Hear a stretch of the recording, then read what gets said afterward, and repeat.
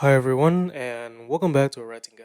It's been a while since I last published a video with my voice in there, but since it's the end of 2023, I'm here to answer a few of your questions that have been submitted to the Instagram story the other day. I'll just be writing randomly for now, and Happy New Year 2024. First question. What is your favorite nib? The answer to this one changes year after year, but the question by itself is a really broad thing to look at. So I do have a few favorites this year, such as some of the new releases from Pen BBS. They have really exotic and intricate engravings. I'll pull up some pictures and show it on the screen so you guys can see what I'm talking about. The bases are kind of similar to a Bach or Yovo Nibs OF, and it's really good to see pen brands start using the same standard nibs to do customizations and all kinds of things that they can do to the engraving, and it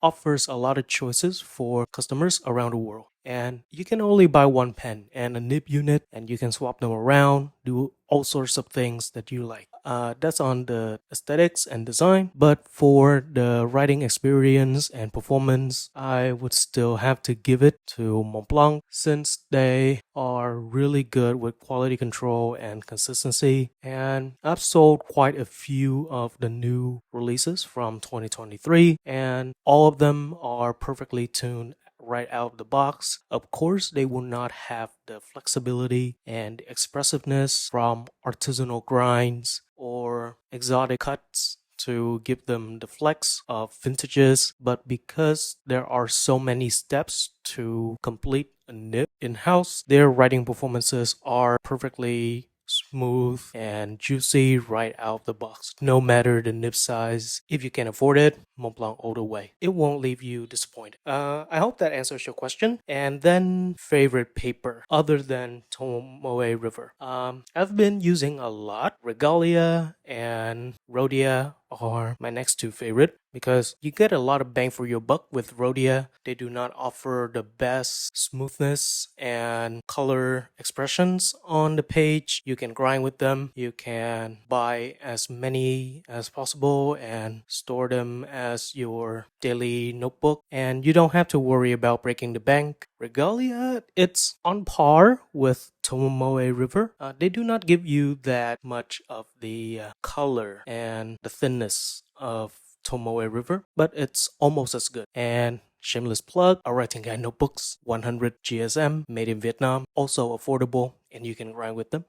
You can get them from me. Okay, Graf von Faber-Castell. What's your favorite Graf von Faber-Castell fountain pen? To be honest, I haven't tried too many of their models. I've tried the classics, and a recent one that I've been interested in lately is their Ambition. I'll pull up a photo so I can show you guys what it's about. It doesn't have the most exotic filling system or the most exotic material, but the way that it sits in the hand, the unorthodox design actually makes it more usable in a way. I'll make a video on it later next year, so stay tuned for that.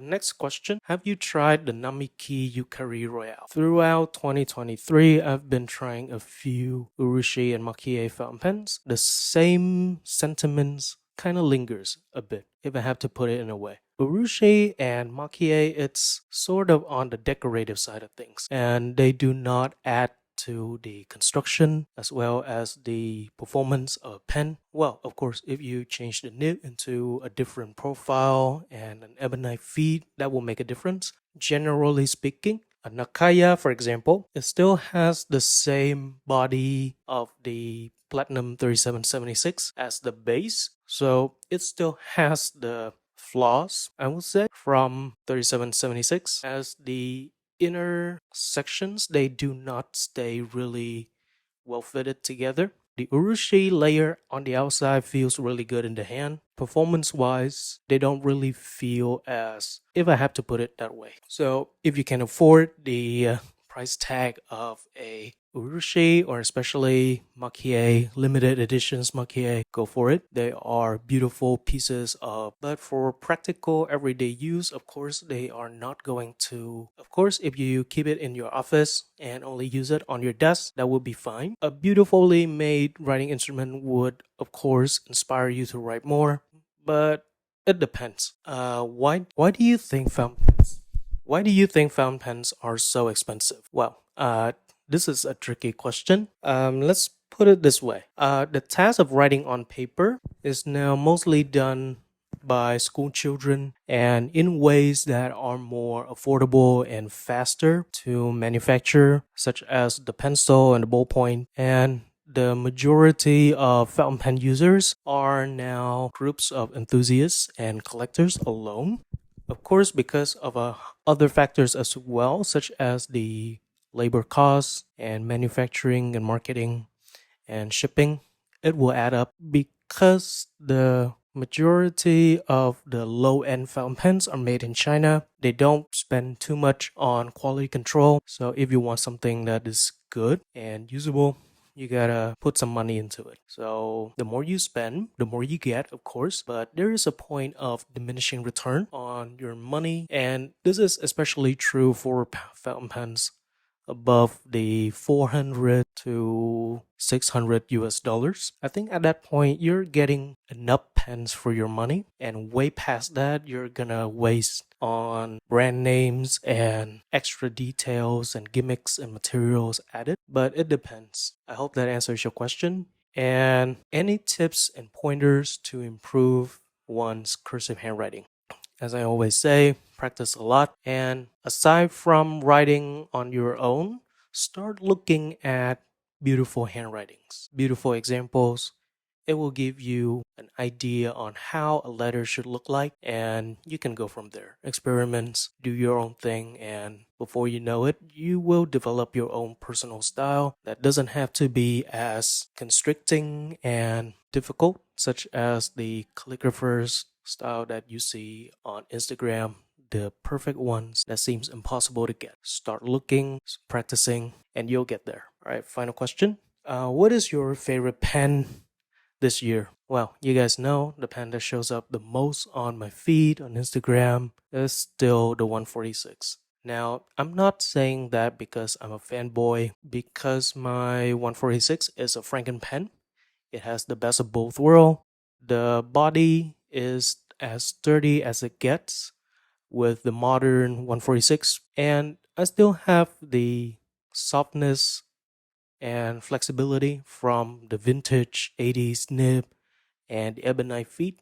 So I'm getting the best of both worlds. I'm not saying that you should go out and buy two pens and then do crazy mods with them. Start using a pen that you like for a very long time. It will grow in you, I would say. I hope that answers your question. And that's the end of the Q&A session for 2023. I hope you like the answers. And if you have more questions, please comment them down below. And for more fountain pen related content, please check out awritingguy.com or follow me on Instagram. I do have group chats for prices and news. Basically, have fun and talk in the group chat. All right, thank you guys for watching, and I'll see you guys next year.